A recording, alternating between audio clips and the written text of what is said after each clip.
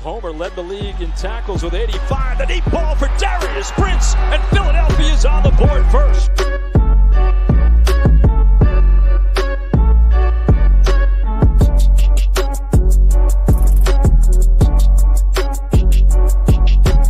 On the draw, this is Bryson Allen.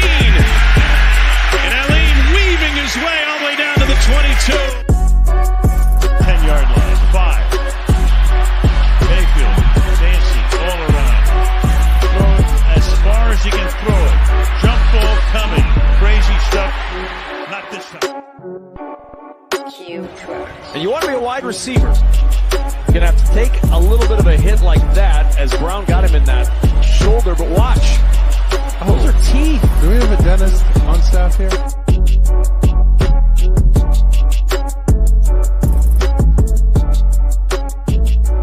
All right, we are back with a very special guest tonight. I'm super excited to be able to introduce Mr. Gary Compton, the Director of Football Operations for the newly formed AF1. Mr. Gary Compton, how are you doing this evening? I'm doing good, man. Thanks for having me on. Absolutely. It's been a pleasure talking to you for the last couple minutes off screen. Look forward to learning a lot more about your career and, the AF1, here in a couple minutes. Absolutely. But I just really wanted to thank you for taking the time out to be on here with us tonight. I mean, I know, like I said, off screen, you're a busy guy. You got a lot going on. So every little moment counts, as we just discussed. So I really appreciate you taking the time out tonight. Yes, sir.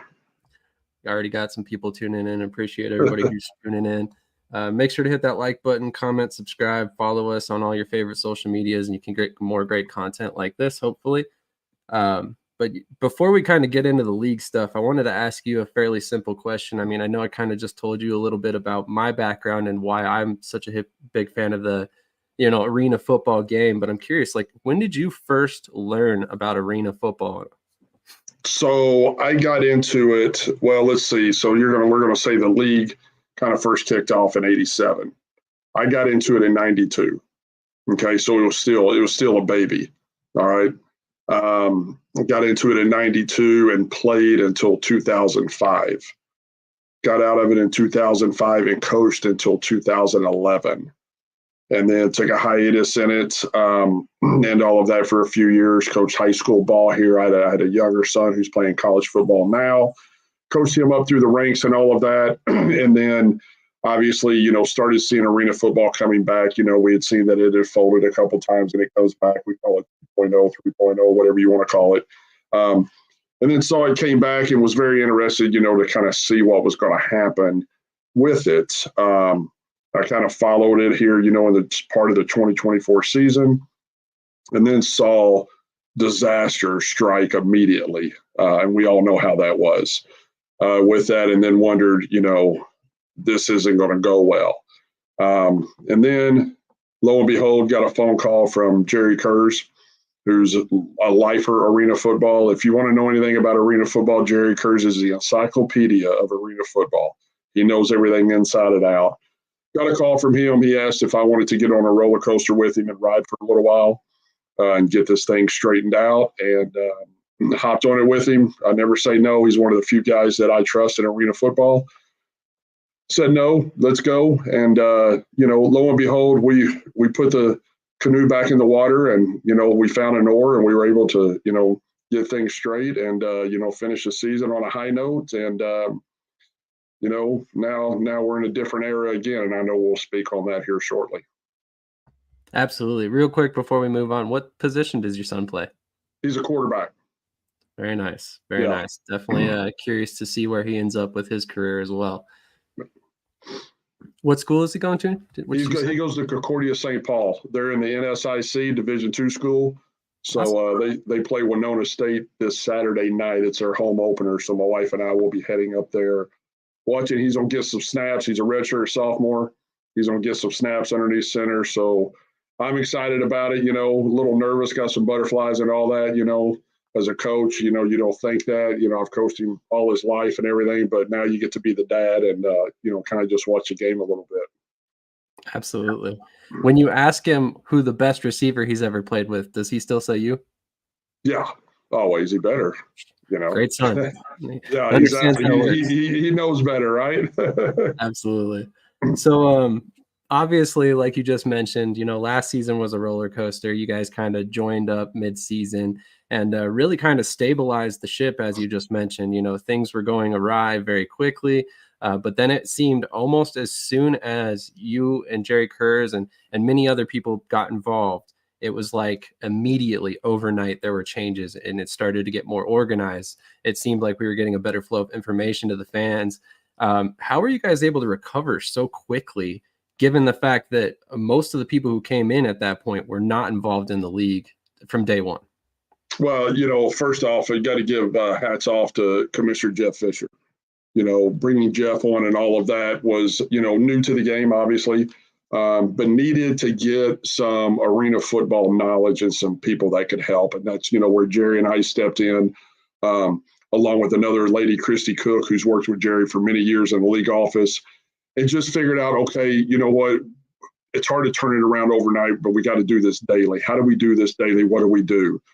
So we just started flipping around and everything else, and making sure that, things were getting done the right way. Like you said, making sure you're getting information out, to everybody about what was happening. And then, just told ourselves, hey, we got to make this work and we got to make this happen, to sustain this for the rest of the year. And, like you said, you ended on a high note. You ended with the CBS, the playoffs on CBS Sports, as well as the championship game. Great championship game at that.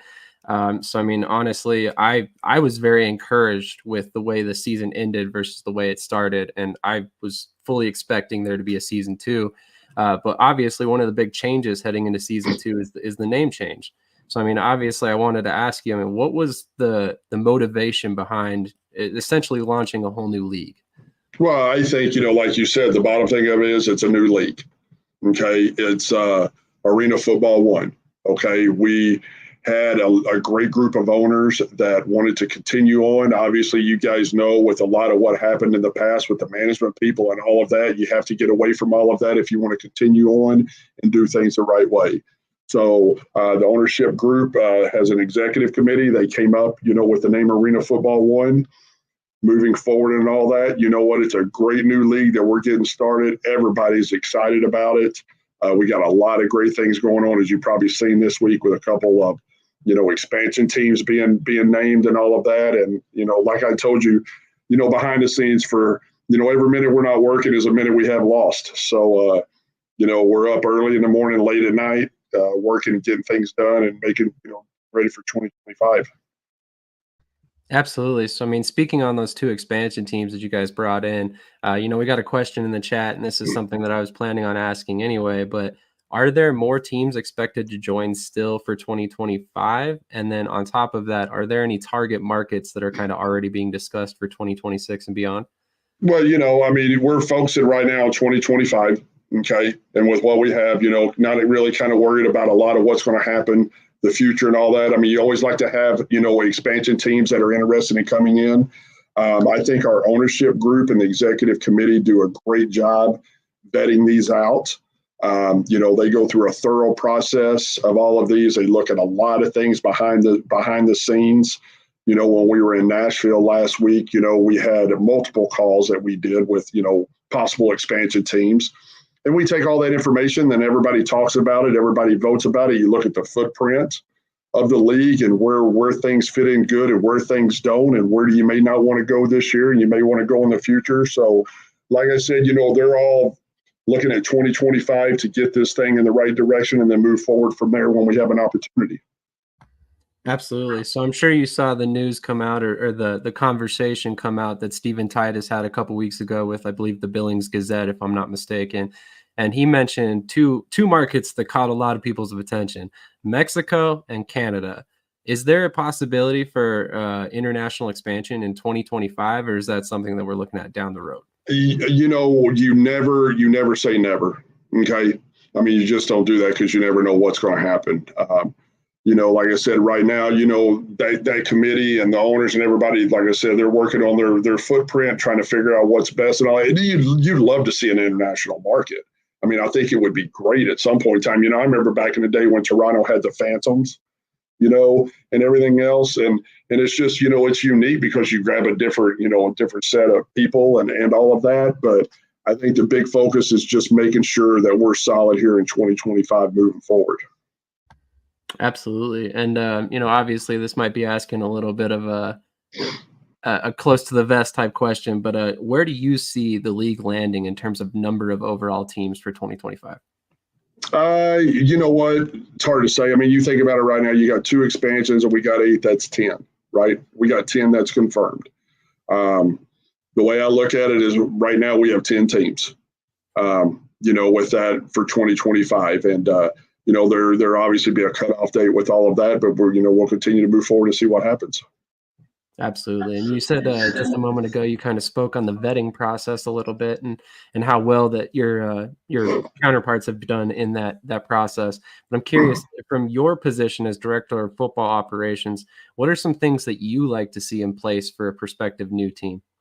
Well, I think a lot of it is, a good market. A lot of what happens with these guys is, I don't get a lot into the discussions of expansion teams. Kind of really not my role with it. I'm kind of more on the football side of it, but I am involved in it to where, you want to make sure, okay, what type of coach are we looking for? What are they looking for? What kind of market is it, as far as football and everything else? So, once an expansion team is granted and, it's announced and all of that, then I kind of start doing my due diligence and I'll start reaching out, to maybe if they have a GM or whatever already, I'll be calling them, kind of hearing what they're looking to do, and some things like that. So I let them kind of do all of that. I got enough on my plate with football and everything else, but that's why those guys are on those committees and those boards. And, Jerry and Jeff and that whole committee, Steve and Mike and everybody, I think they do a fantastic job. Absolutely. And I would completely agree, given, how far we've come since the middle of 2024. Yeah, so, absolutely. One more question I wanted to ask about the team stuff, and then we'll kind of move on. But obviously, with more teams comes some schedule restructuring and some, potential changes to the playoff structure. So a couple questions on that. I mean, how many games do you overall see us playing or see the AF1 playing in 2025? And then on top of that, do you see any discussion of neutral sites for playoff games? And, to take that one step further, do you see potential of another take on Brawl in the Mall for 2025? Absolutely. And those are great questions, and I think that's what a lot of people want to know. And, we've been discussing this. We've been talking about this. I've had a lot of input on this. We're going to go a 12-game regular season. Okay. We will have a bye week thrown in there as well, which would be great. We'll do 16 playoff. Okay. With that. And we're working on getting back to the old school ways. As we've always said, the highest seed gets a championship game. Okay. I think that's how it should be. You should reward the highest seed in the fans and allowing them to have a championship game in their stadium. Now, that's not to be said that if Jerry Jones decides to, call us and say, hey, for $2 million, we want to have the Arena Bowl in the, Frisco Star, that we wouldn't say, hey, no problem, Jerry, we'll do that. Likely does that happen? No. But I'm just, kind of throwing it out there. If there's ever a corporate sponsorship that wants to pay the money and do it, I mean, it's some, you would obviously talk about, but you want to get back and reward the best team, the best fans and all that, and try to have it there. I played in a couple of them. I've been to a lot of them, and there's nothing better than playing an Arena Bowl at home. Just the crowd and just a different atmosphere with that. And I think, that's what we need to do. And I think that's only fair with that. But I'm only a little bitty part of the decision making on that. There's some higher ups and everything. I give my opinion and we see. Absolutely. Well, for what it's worth, I really liked that venue last season. I know there was a lot of critics on it, but I thought it was really unique. I liked the skylights. So you had like kind of a natural lighting on the game. It seemed like almost like you were playing an indoor game outside. So it was really cool. It was a unique setup. There's no doubt about that.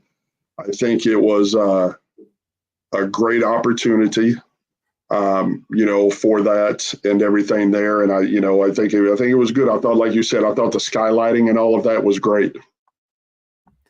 So obviously, one of the things that I'm sure you oversee is the rules. And given that you are a former wide receiver linebacker yourself who made a huge impact on both sides of the ball, do we see a return of the Iron Man rules in 2025? That's a question that obviously will get voted on, okay, by coaches and owners. With that, it's hard nowadays to find kids that want to play 100 snaps a game besides Travis Hunter. Okay, it's about it. It's hard to find kids to do that anymore. But, I think that's what, this game was built on and everything else. But we'll leave it to the coaches and and the owners to vote on that. If they go back to if we go back to, one-sided, specialized side of the football and everything, I don't think it's a bad thing. Obviously, as a coach, you got to be a little bit more unique in how you do things because you've got to carry one or two guys that can flip sides, especially, with your rosters the way that they are. So, it's kind of one of those things that we'll see what happens, with that. And if we continue to move forward to that, or we will stay with, the specialized side of the football. And you're segued perfectly into my next question. I mean, last season we saw 24 overall players on each roster. I think it was 3 inactive, 21 on the active roster. Do you see any changes to that this season, or is it going to be probably the same? That will be the same. They'll have a certain number of players they can bring into camp. They got to cut those players down. You'll have that 24-man active roster. 21 that you can have for game day, 3 that are inactive. However you want to, circulate that. However you want to do it. Yeah. So that will probably stay the same. Definitely. Interesting. Do you see any sort of special circumstances for the expansion teams coming in terms of like free agents or anything like that? Well, I think what you got to look at is teams coming in don't have access to players at the moment. There has been discussions of possible an expansion draft. There again, that will have to be voted on, and all of that. So, that's what we're still kind of looking at and talking about with this. Like I said, it's kind of new with the expansion just being announced this week. But, you kind of want to give everybody a fair playing ground as well. Some of these coaches, I would assume that have come in, they've already got their eyes on players too, whether it be regional players in their markets or whatever with that. But, if we can help out and be able to have an expansion draft, for these teams, then we'll do that. Absolutely. I'm going to get to a couple of the questions that are in the chat. We've got a comment here from EJ Burt, Orlando Predators head coach. Appreciate you tuning in, Coach. The man, the myth, the legend. Glad to have you back in the game, he says. Appreciate it, EJ. Then TJ Bartholomew, one of our guys here at Shady Sports. Is there any interest by the league to get on a betting platform for 2025? I mean, I think, you would like to to be able to do that. There's talks on, a lot of this. It's all open right now, with everything. I know, the IFL has done some of that in the betting platform. I think that's, kind of where football's at and where football's going. So we're looking at every direction to make the league better, make the league popular, anything for the fans to generate, that curiosity of our new league and everything, and then see what happens. Absolutely. And on that vein, do you see anything with potential fantasy football coming up? You know what? That would be kind of unique, with that. I mean, you'd like to see something that we could have possibly on our website, some fantasy football leagues with that. I know, there's been, talks about that and everything, but I think it's something, that could definitely be considered. Absolutely. I would love to see it. Something I don't think has been done at the arena football level quite yet. Yeah. Have another question here from Chris, another one of the guys at the network. What do you see the entertainment value of the AF1 this year? Any pregame tailgating events or halftime shows coming up? You know what? I think it all depends on the location of where the places are at. You get a lot of teams that have arenas downtown. They obviously don't allow you to tailgate, and things like that. It's all going to depend on each independent, team, what type of pregame shows do they want to put on, what type of things can they do. Man, you're drawing quite the crowd. Mike Corder tuning in, owner of the Albany Firebirds. Stephen Titus says Gary is the man. So really, those are 2 great guys right there. I will say I got a chance to really get to know those guys this year and everything else. They pour their heart and soul into this thing. And I think, those two guys are a big backbone of AF1, along with Jerry and Jeff and all of that. So, great group to work for. Absolutely. This is a great question here. Are you positioning yourselves as a developmental platform for the future of these players, like NFL, CFL, UFL, or are you focusing more on being a home league where guys can create and build a career themselves? Well, as anything else, you want to see guys succeed, okay? The ultimate level is everybody wants to play in the NFL, okay? And not everybody can do that. If you have a guy that is on your team and has an opportunity to go to the NFL and gets an opportunity, as I've always said, I will hop in the car, I will drive you to the airport, I will make sure you get on that plane and you go do that. Because that's important. Because what does it do? Let's take the whole Kurt Warner era, okay? Coming from arena football, going to the World League, going to the NFL and all of that, gets a movie made, there's arena football in it. It's a stepping stone that they get to, but it's also the foundation of where they're at. With so many different leagues that we have nowadays, and everything, and guys want to get to, the ultimate level, I think it's just an opportunity for more players to be able to showcase their talents, because there's so many players that get left behind that don't have somewhere to go. You look at the NFL, there was 986 players that got cut at the end of the, cut down date. 486 players got to be put on a practice squad. There's 500 and some players that have no home. They have no home, and so you start thinking about that. That's, you take, okay, we have 12 teams, 24 players. We could fill a whole entire league and there'll still be players that are left over, so it's just that opportunity to give them the chance to use this as a stepping stone. And if they get to the ultimate level, that's what you want, because you know where they came from. Absolutely. And there was a handful of guys that did make it to the NFL rosters last season from the AFL. So definitely want to shout that out as well. It's not something that's dead. It's a large gap at this point. It's not quite like it used to be, but definitely still producing players that are getting that jump. And you know what? And speaking of that, it's all about film. That's what it is. Every coach wants film on a player, and players can go get film on themselves. I don't care where it's at. You know what? If you can get film on yourself and showcase your talent, that's what you need. Because if you're good enough, there are scouts, and you know what I'm talking about. There are scouts that are going to find you. Absolutely. And speaking of one of those players that's good enough, Arthur Anderson, who had a big catch in the championship game, tuning in, he says, I might have missed it, but would the season start around the same time that it did last year? Again, there's discussions on this, possibly moving the season up. With that, we're still kind of looking at everything, and there's a lot that gets involved in this. You got to look at arena availability for all of these owners. You got to look at weather. And everything else. So we've talked about it. We discussed it. There'll be future talks about this, and a decision made pretty soon on that start date, and we'll be able to get that out. On that note, do you have a target date which you would like to have a schedule out for fans? I would like to, see that schedule out in the middle of October. I think would be good. Maybe sooner. I know, like I said, I know everybody's working, diligently on this, because that's one of the hot topics and one of the things that we need to get, especially for these teams that got to start securing arenas. But I think October the 15th would be good for that. It still gives, plenty of time to sell tickets, sponsorships, and everything, and get the fans excited about it. So maybe then, maybe earlier, who knows? Depends on how hard the guys are working, with all of that, and we can get things going. Definitely.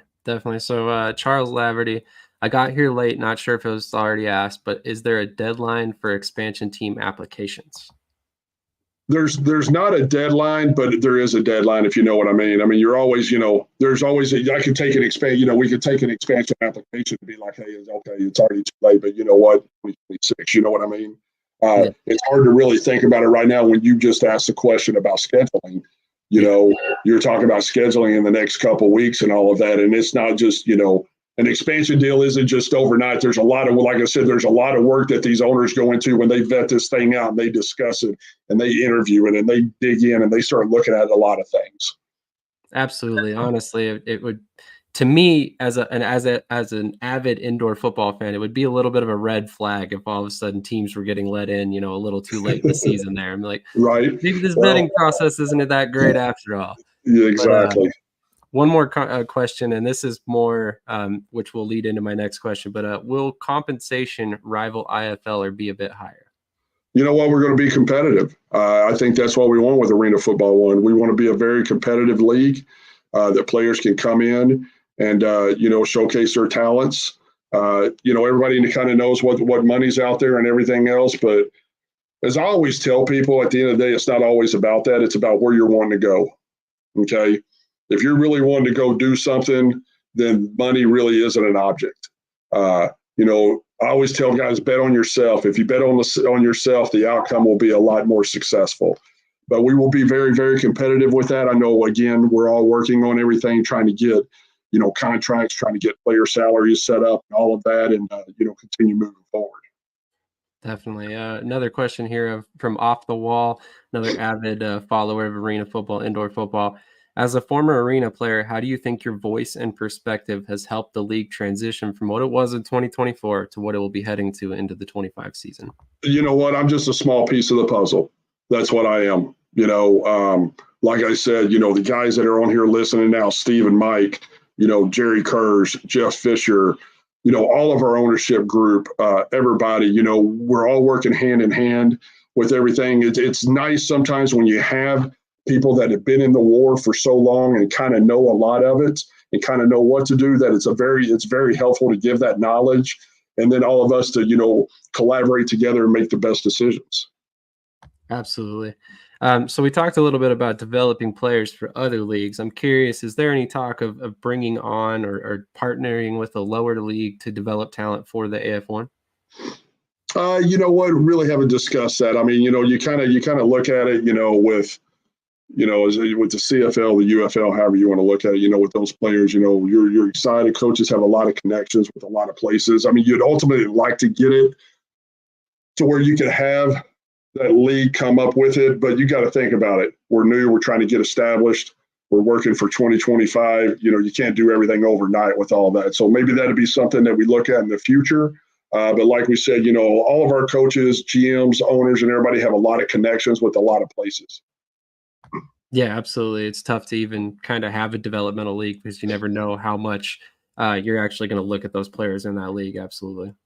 So, we kind of talked briefly about Stockton and Wilkes-Barre as expansion teams in 2025.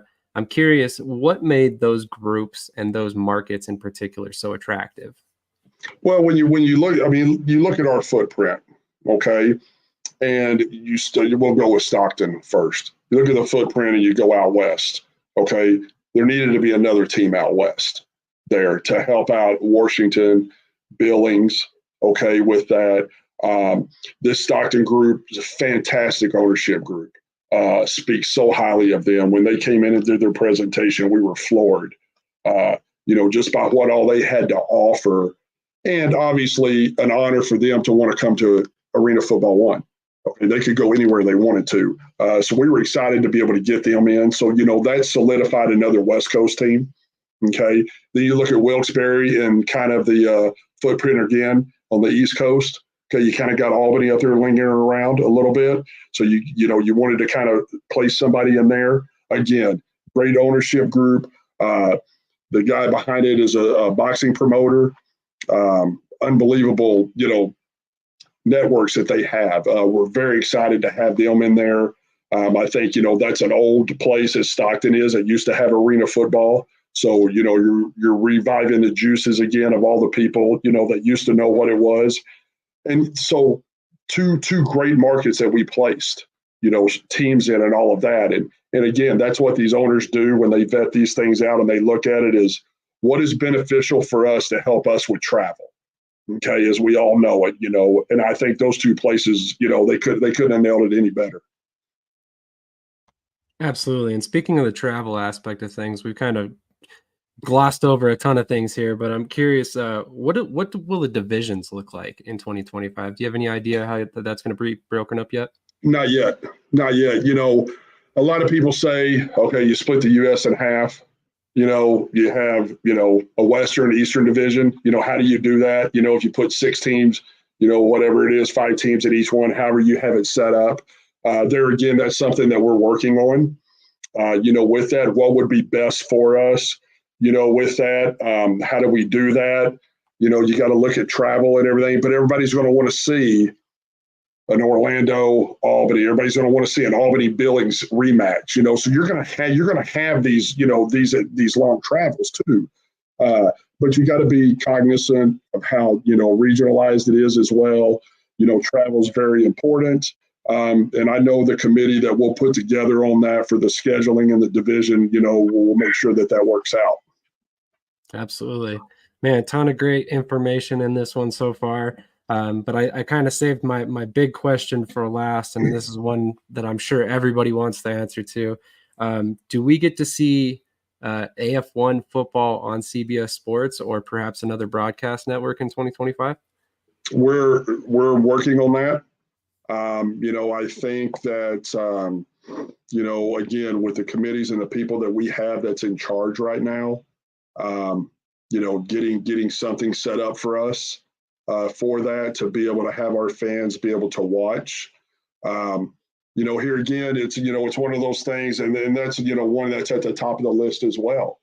Trying to secure things. But again, we just rebranded last week, if you think about it, right? And there's been some of the things in the works, obviously, don't get me wrong with that, but there's a lot of things that have to happen. And I think it would be great. I think it'd be great to have a game of the week or whatever it may be, where fans can really see it. You'd ultimately, I remember back in the day, I go, and now I'm gonna show my age, but I remember back in the day, way back in the day, we used to have Eli Gold on Thursday nights on TNT. And they used to have a half-hour pregame show. Okay. And then, NBC used to have a half-hour pregame show, a halftime show with a game of the day on Saturday afternoons or Sunday afternoons. So you definitely want to see that. I just think it draws a lot more attention to the game, obviously, with the viewers and everything. And, Arena Football 1 is going to be great. I think it needs to be utilized. It needs to be put out there, and everybody's listening and watching. You don't want to miss it. This is a great group of people. We're going full bore with this thing, and you know what? We're going to strike it, and you're going to like it. Absolutely. One more quick question that just kind of came up as we were going here. When you look at the overall scope of the league and the people who have come on board in, midway through 2024, and then everybody who's also, joined in 2025, how important was it to have people involved that have been there and kind of done that when it comes to the AFL or arena football in general, whether it was various leagues? I think it's very important. Like I said earlier, when you have the knowledge of a Jerry Kurz that goes way back in the day with, the commissioner and all that, Jim Foster, when everything first started, and has seen this thing go all the way through. Okay. You're talking about a man that's got almost 40 years of arena football experience alone in every facet of the game that there's been. A coach, a GM, an owner, a commissioner. He's seen it all. Okay. And to get that type of person with that knowledge and, in his background, I think was such a win for these guys when he came in and was able to bail this thing out. With a lot of work from everybody else, all these owners again, and everybody, Commissioner Fisher and all that. But I think it helps when you've had someone that's been in the fire, that's been in the war with it, that can kind of, tell you things and what to look for and all of that. And I think it's definitely helped. Absolutely. Not to mention bring his network of connections, in terms of you and others that have kind of come on board and helped stabilize things. But, I don't want to take up a whole bunch of your time. Obviously, like you said, every minute not working is a minute wasted. So I don't want to waste too much more of it. But I just really wanted to, first of all, give you guys, a pat on the back for whatever it's worth coming from me. But to see how much everything changed in such a short span last season, it was very encouraging. It was honestly shocking to see, starting with 16 teams by week 4, week 5, I think it was somewhere in that range. It was down to like 8 or 10. And then, by the time the playoffs rolled around, you guys were on TV. The production value was amazing. The games were great. The teams had stabilized at that point and things had looked a lot better. So I really wanted to thank you from an arena football fan's perspective, because I mean, it was awesome to see that turnaround and kind of see the league salvage so quickly. I honestly wasn't sure if it would be able to be pulled off, and you guys did a great job and set yourselves up for the future. You know what? A lot of work behind the scenes and a lot of people believing in the vision. I think that's the bottom line with it, and trusting people. And like I said, this group that we have right now is fantastic. Can't wait to see what arena football is going to look like in 2025. Definitely. It's going to be an exciting time nonetheless. There's a lot going on, a lot still left to be answered, despite all the great answers in this one tonight. And speaking of which, I really appreciate you answering everything, a lot of good information for people who are looking for it and kind of trying to dig for it wherever we can find it. So again, really appreciate your time, and I won't hold you up any longer.